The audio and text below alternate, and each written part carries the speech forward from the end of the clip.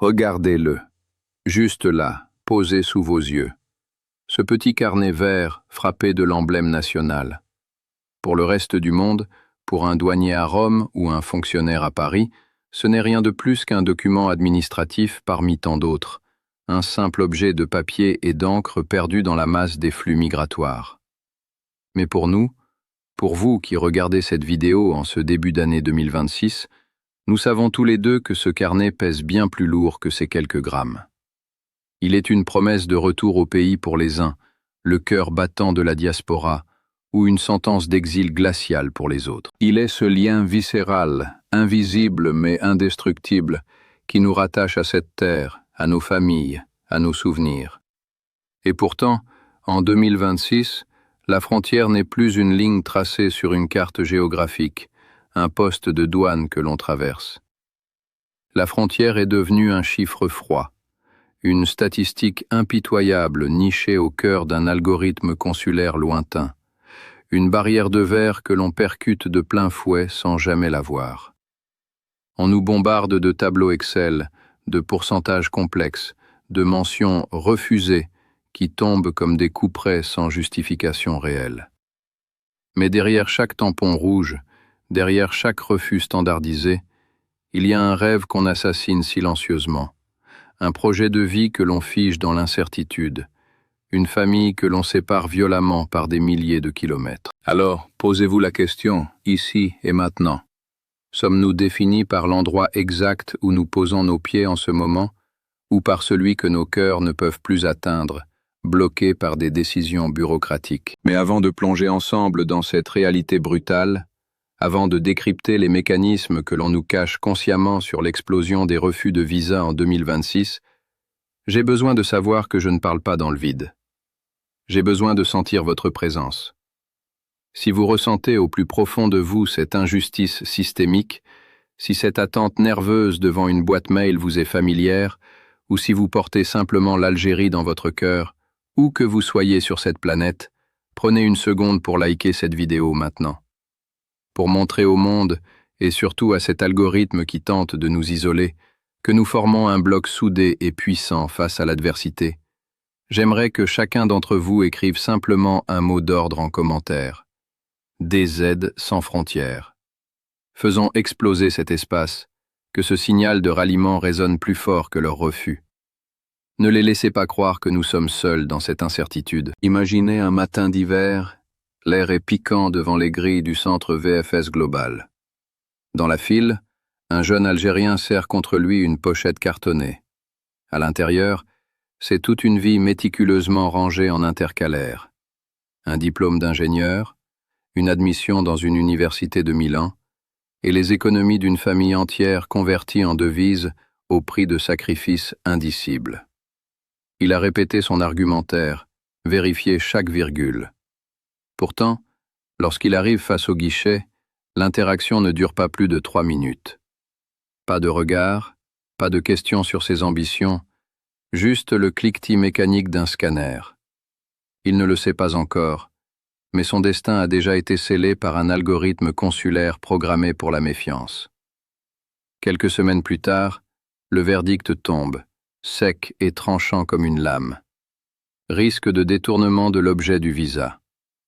Une phrase type, sans âme, qui vient d'effacer 2 ans de préparation. C'est l'humiliation froide de la bureaucratie moderne.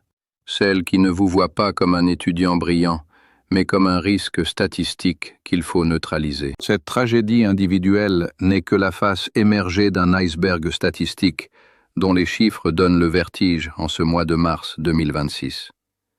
Regardez bien la réalité en face.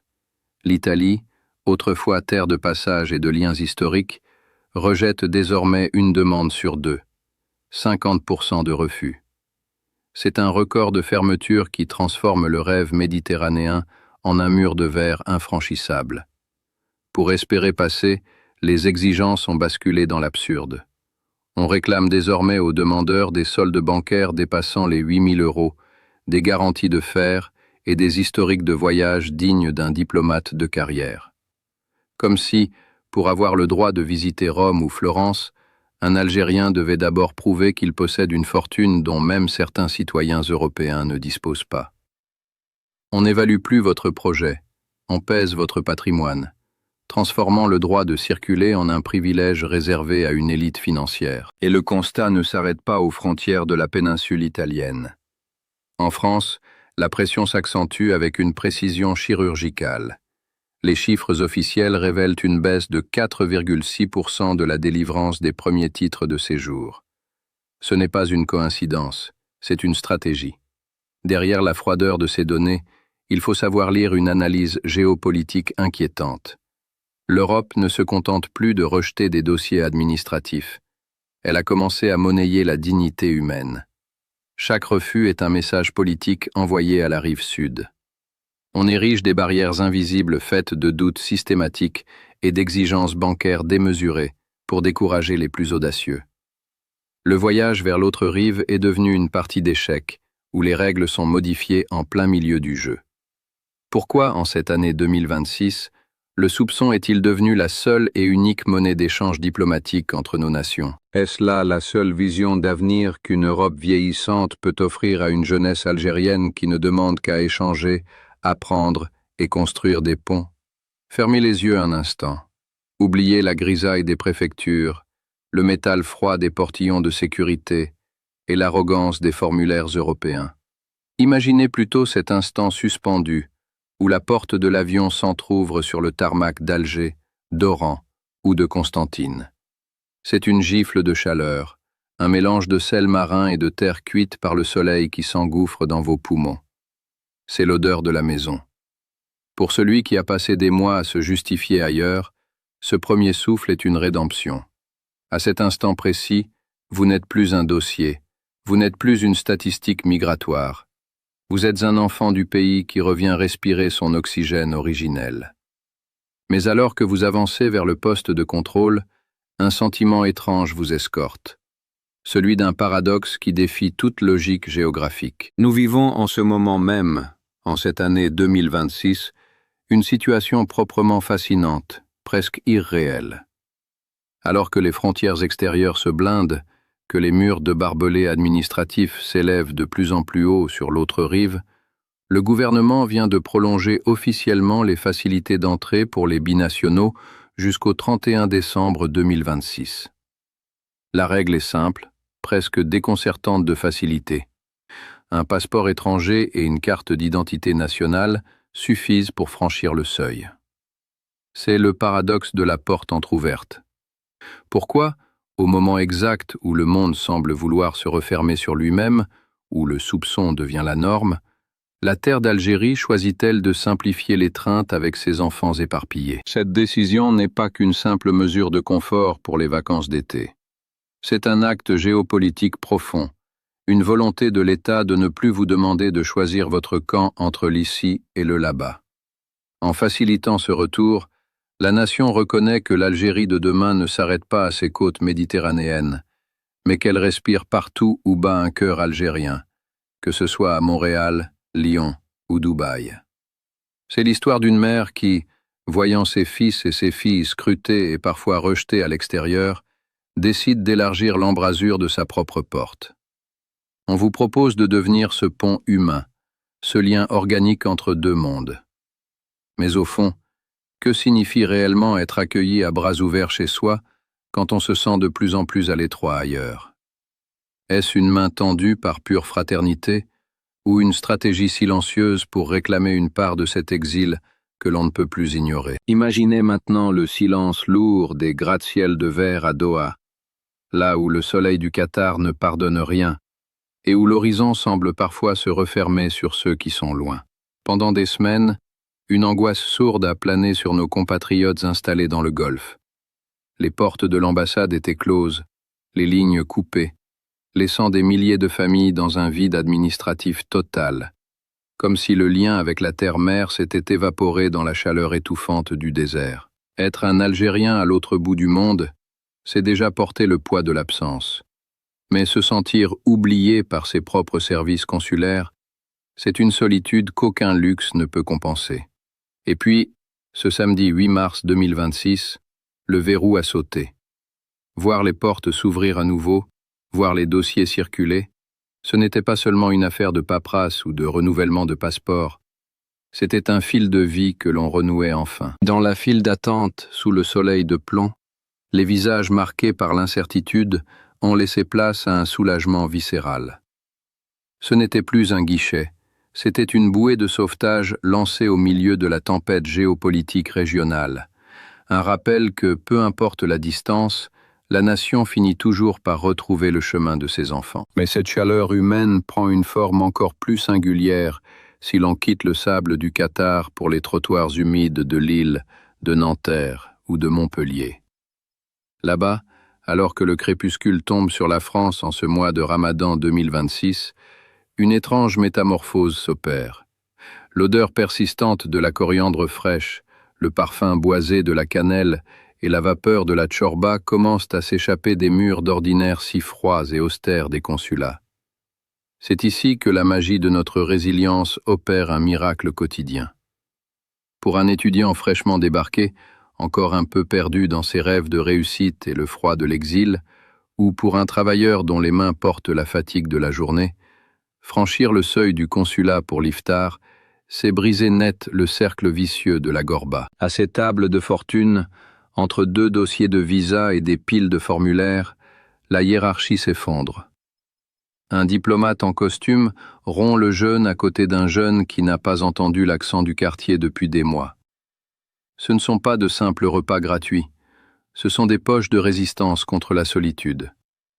Dans le cliquetis des cuillères et le partage du pain chaud, la diplomatie algérienne troque ses dossiers rigides contre une fraternité pure.